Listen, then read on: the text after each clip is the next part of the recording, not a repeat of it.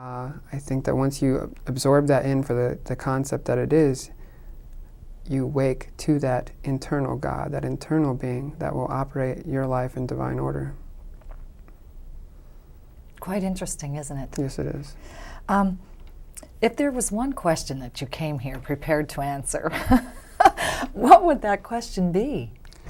The question I'm prepared to answer to anyone is that regardless of how out of order things seem to be and how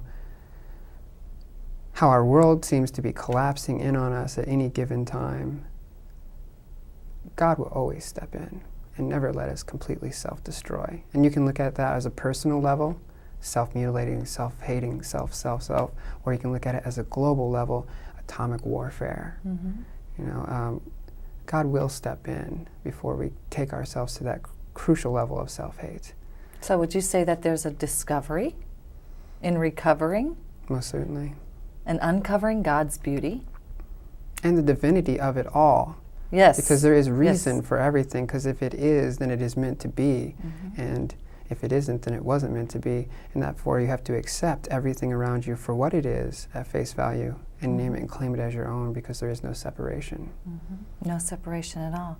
So then how do you think that our angels ministry, or an angel ministry, will help to serve in world peace? As people awaken, and this is a time of awakening where when that light of the dawn is coming around, I would say that Jesus Christ was one of the initial, I guess, yes. in our understanding yes. of history, the initial recognition of the light coming into earth and coming forth, and we are the light coming forth, and each of us is awakening within ourselves the living Christ. Mm-hmm. And this angel network, where we are here now, mm-hmm. will be a catalyst for all those that we touch and for all those that touch the people that we touch. There's a concept in the world, or in the universe even, that there are only 6 degrees of separation between each individual. And between you and me, we have 0 degrees of separation. Yes. And out there, when I leave this world, I only have so many degrees of separation from each person that crosses me in my daily life. And it makes you, once you start calculating, I was calculating this the other day, I am only 1 degree separated from Gandhi. If I really look at it from the whole perspective, I'm only 1 degree separated from Elvis Presley. You know, if you really want to, want to get down to brass tacks. So therefore, when we are driving around in our cars and we are looking around, there is no separation in the end. And we need to keep that in the forefront of our mind, that there is one energy flowing through all things, and that is love, and that is God, and we are all God. And that's good all the time. Yes. Can you imagine? Imagine that your part is in creating this one world, one dream, the spirit of unity. That is my dream. Unity, Christ. Yes. That's why I belong to that church. It is the movement of the modern era. The Christ is the consciousness, unity is the concept. Mm-hmm. We should be moving to that. My theory, in my vision of my daily life, and the vision I hold to keep me moving along and about, is that at a certain point in Earth's history, we will come to the realization that we need to operate everything off of unconditional love, and that includes our technology, our material uses of, and our food and everything. Elaborate on that. In your personal life, what are you working on other than the internal knowledge that you have? I mean, what is your lifestyle? What is your daily living habits? What are you practicing? My practicing, I make eye contact with every person that I come in contact with. Yes, you do. I smile with every person that I smile at. And I am constantly reminding people that they are an angel, that they are beautiful, and that they are loved and loved. You do. You do that quite well. Thank you. Very well. And thank you. Well, Dustin, there's always so much to say.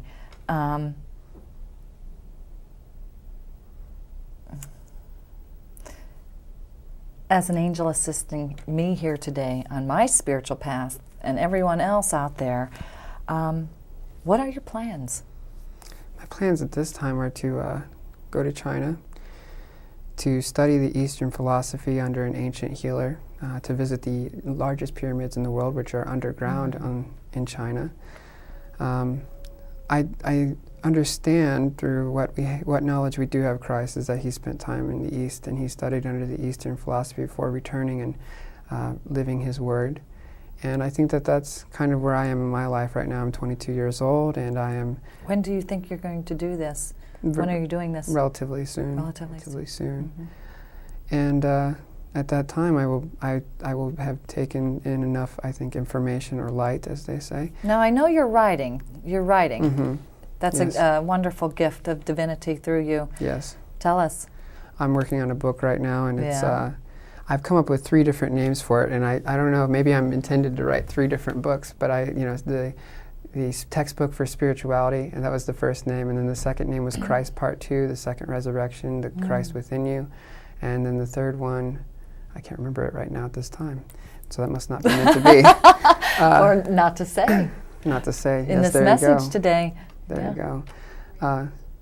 And in this book, I break it down. Let's just put, for all you hip-hop lovers out there, I just break it down. 13 chapters for each, it goes along with each numerology. Chapter 1 goes with this, and chapter 13 goes with this, and it just goes through human perspective and how we need to change our human perspective in order to learn divine law and cause and effect and the unconditional love and the experience that is life, and to appreciate, behold it, and live it. If there is one last thing that you can say to somebody in your age group, what would you say to them? Have faith. Yes. Have faith. For faith is the substance of the things not seen and the things yet to come.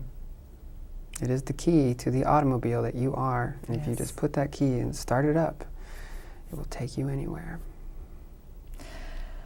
I can't thank you enough for showing up and allowing your inner spirit to come through and share with each and every one out there all of the angel ideas and experiences, and most of all, the Christ that so much indwells in you.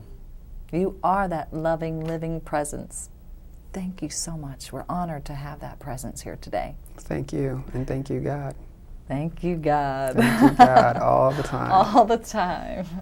Thank you.